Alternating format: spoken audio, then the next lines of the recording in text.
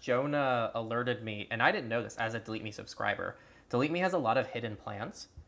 So they have a VIP, I think a gold, platinum, and diamond, I want to say. Yeah. But there's no pricing information, and it's not very well advertised. And then, Jonah, you can talk about the page that advertises where they remove sites, because they say they remove over 700 websites, but there's a lot of asterisks on a lot of them.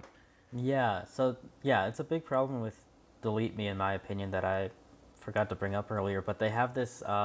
If you go to the footer of their website and click on sites we remove from, they talk about the 750 plus data brokers that we find and remove data from. But if you go through the list, you could see a lot of these websites have little marks next to them, and in the footnotes, this is, as far as I know, the only place that these plans other than the standard plan are advertised at all on their marketing website. You can't even like buy these plans. You looked in your account and there wasn't even a way to upgrade without like contacting them, I Contacting believe. support. Yeah. Yeah. So if you look at most of these plans, or most of the sites on this page, a lot of them are only included in like gold, diamond, or platinum plans. A lot of them are custom requests only, so they wouldn't be automatically removed by Delete Me. And if you total this up, it's only around 90 or so are actually included in the standard plan that is the only plan that's really readily available for purchase without contacting them. And we went through and looked at the 13 different sites that were tested by Consumer Reports here, and only 9 of those were included in Delete Me standard plan, for example. But it, I think, is pretty misleading on Delete Me's end to advertise that they remove private information from all of these data brokers, whereas they don't really do that with the plans that the vast majority of people are purchasing. If you're purchasing for like a business, for example, that's probably when these plans would be made available to you. And on this site, they said that like if you want custom requests, you can contact them, but the extent of their automatic removals is quite a bit lower than I think their marketing would lead you to believe, and it's lower than a lot of these other services, which could be part of the reason they did so poorly in this result. And I'm interested to see what Delete Me has to say about that, because it's Yeah. kind of a weird situation to me.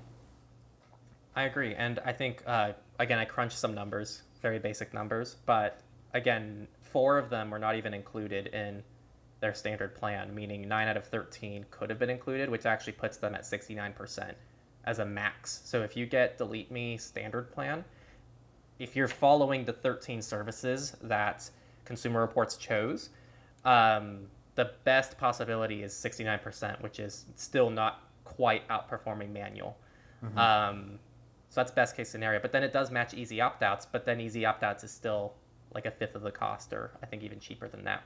So still hard to justify even best case scenario on the standard plan of Delete Me at this point. So definitely something I'm going to be considering. But another point too, and I think this might be what Delete Me leans into, so I'm really curious to hear what they say.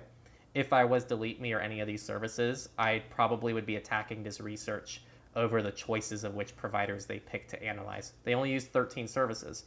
And theoretically, you know, the research doesn't give me the vibe that it prioritized any service, but theoretically they could pick like the 15 to 20 services on Delete Me standard plan, and Delete Me could have got 100% theoretically, right?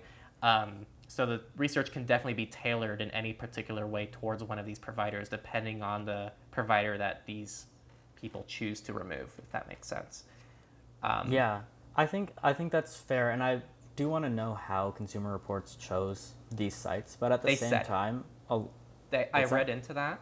I read into that. They picked it because these 13 they said are the most likely to appear on Google search results. Okay, That's and that that that was makes a how bit they of picked those sense. 13. And Yeah. some of those are big names that I recognize, which and some of them that Delete Me didn't support in this list. It's not included in their standard plan, or they don't list it.